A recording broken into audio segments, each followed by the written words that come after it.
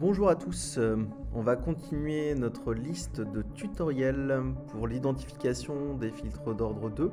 Alors cette fois-ci, on va se focaliser plus spécifiquement sur l'allure de la réponse indicielle et on va voir comment, à partir de l'allure de la réponse indicielle, on peut en déduire les paramètres du système. On retrouve sur ce slide l'expression générale de la fonction de transfert d'un filtre d'ordre 2. Donc avec un numérateur n qui dépend de la variable de la place, s, et d'un dénominateur qui dépend de la pulsation propre oméga 0 et du coefficient d'amortissement m. À titre d'exemple, ce slide présente les fonctions de transfert classiques de 4 filtres d'ordre 2, le fil passe-bas, le fil passe-bande, le filtre passe-haut et le filtre rejecteur. Ces 4 fils se distinguent uniquement via l'expression de leur numérateur. Intéressons-nous maintenant à l'expression de la réponse temporelle. Donc, quel que soit le type d'entrée, la réponse temporelle S de t peut s'exprimer comme la contribution de deux termes. Tout d'abord le régime libre, SL de t, puis le régime forcé, SP de t. Dans le cas d'un filtre d'ordre 2, le régime libre SL de t peut se décomposer comme la contribution de deux termes, lambda 1 exponentielle P1 de t plus lambda 2 exponentielle P2 de t. Les deux arguments P1 et P2 correspondent aux pôles du système.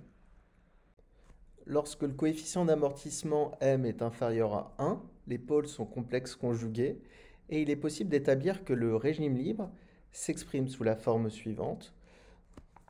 Cette forme est composée d'une exponentielle qui va correspondre à l'enveloppe de votre régime libre et d'une sinusoïde de pulsation oméga 0 racine de 1 moins m carré. Cette pulsation est souvent appelée pseudo-pulsation, à ne pas confondre avec la pulsation propre oméga 0. La réponse libre va présenter des caractéristiques qui vont être très intéressantes pour identifier les paramètres de notre système. Tout d'abord, on voit que cette réponse libre est composée d'oscillations à la pulsation oméga p qui dépend de la pulsation propre et du coefficient d'amortissement. Ensuite, on peut également observer que si on calcule le ratio de deux dépassements consécutifs de même signe au niveau de la réponse libre, on va voir que ce ratio-là dépend uniquement du coefficient d'amortissement.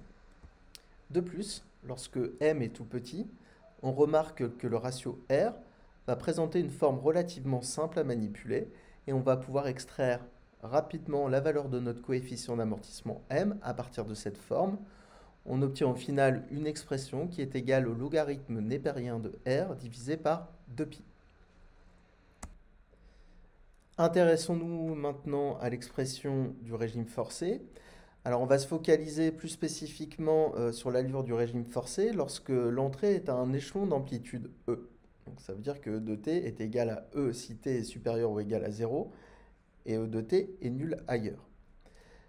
Lorsqu'on a ce type d'entrée, en fonction du type de filtre, on ne va pas avoir le même comportement. Donc on voit que par exemple à l'excitation, c'est-à-dire en 0+, seul le filtre passe-haut et le filtre rejecteur vont laisser passer la discontinuité. Concernant le régime permanent, c'est-à-dire lorsque t tend vers l'infini, on va voir que seul le filtre passe-bas et le filtre rejecteur vont présenter un régime permanent non nul. Nous allons maintenant exploiter toutes ces propriétés pour réaliser l'identification d'un filtre d'ordre 2 à partir de l'allure de la réponse indicielle. Pour ce faire, j'ai préparé un petit exercice. Donc on peut observer ici la réponse indicielle d'un filtre. On observe que ce filtre ne laisse pas passer la discontinuité en 0 et qu'il présente un régime permanent non nul. On peut donc en déduire que nous avons affaire ici à un filtre passe-bas de second ordre. On constate également que la réponse indicielle présente des oscillations relativement importantes. Comme nous avons des oscillations, on sait ici qu'on est dans le cas où le coefficient d'amortissement est nécessairement inférieur à 1. Dans le cas d'un filtre passe-bas, le premier paramètre que nous allons pouvoir identifier assez rapidement correspond au coefficient d'amplification T0. Là, si on regarde notre régime permanent, on voit qu'on tend vers la valeur 5. Comme ici, j'ai utilisé un échelon unitaire, d'amplitude E égale 1, on en déduit rapidement que le coefficient d'amplification est égal à 5. Le second paramètre que nous allons pouvoir identifier correspond au coefficient d'amortissement M. Pour identifier ce coefficient d'amortissement, on va s'intéresser plus spécifiquement au ratio de deux dépassements consécutifs de même signe. Concernant le premier dépassement, on observe que la valeur maximale est égale à 8,64, auquel nous devons soustraire 5, la valeur de notre régime permanent. Et concernant le deuxième dépassement, nous observons que la valeur maximale est égale à 6,94, auquel nous devons soustraire la valeur 5 qui correspond à notre régime permanent.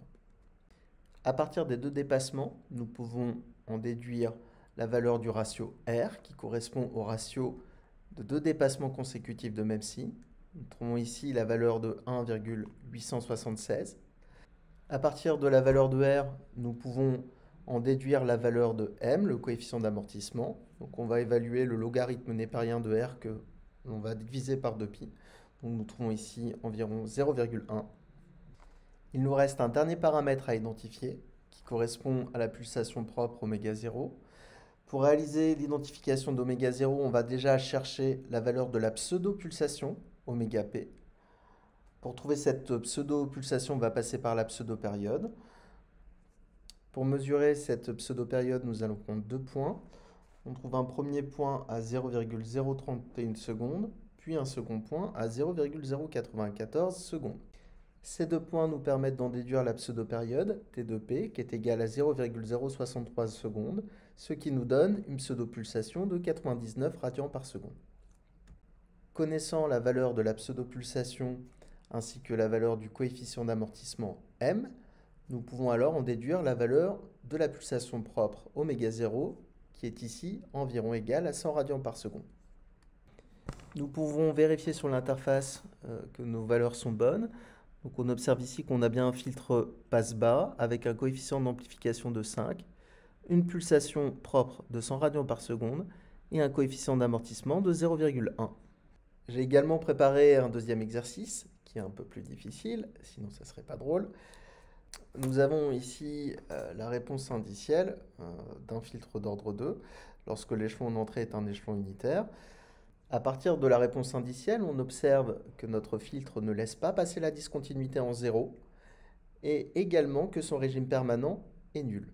Nous pouvons donc en déduire ici que nous avons affaire à un filtre passe-bande.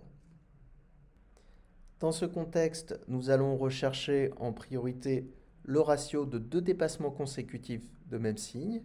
Nous trouvons un premier dépassement égal à 0,185 et un second qui est égal à 0,135. À partir de ces deux dépassements, nous pouvons en déduire la valeur du ratio R. Nous trouvons ici environ 1,37.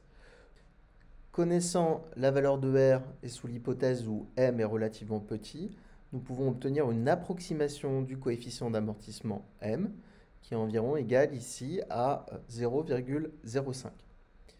Nous allons ensuite aller chercher la valeur de la pulsation propre en exploitant la notion de pseudo-pulsation.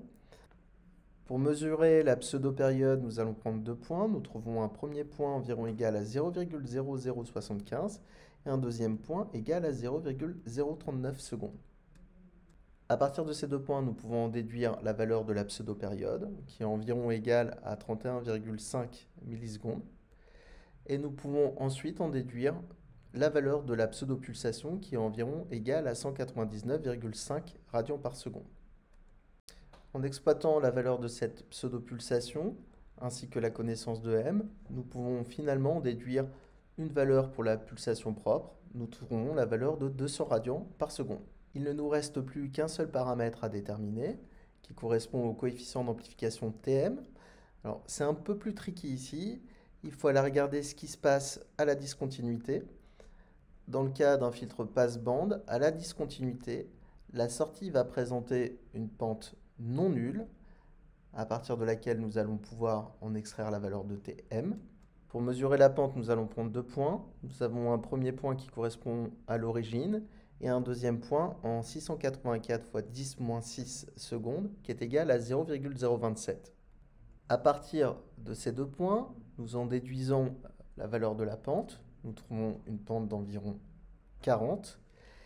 Et en utilisant l'expression analytique de la pente dans le cas d'un filtre passe-bande, nous pouvons finalement en déduire que notre coefficient d'amplification est égal à 2. Il ne reste plus qu'à vérifier nos résultats. Donc, dans l'interface, on va vérifier qu'on a effectivement affaire ici à un filtre passe-bande. Lorsqu'on regarde le coefficient d'amplification, bien joué, il est égal à 2. La pulsation propre, 200 radians par seconde. Et le coefficient d'amortissement, 0,05. Merci à tous pour votre attention et je vous laisse avec un petit morceau perso en fin de vidéo.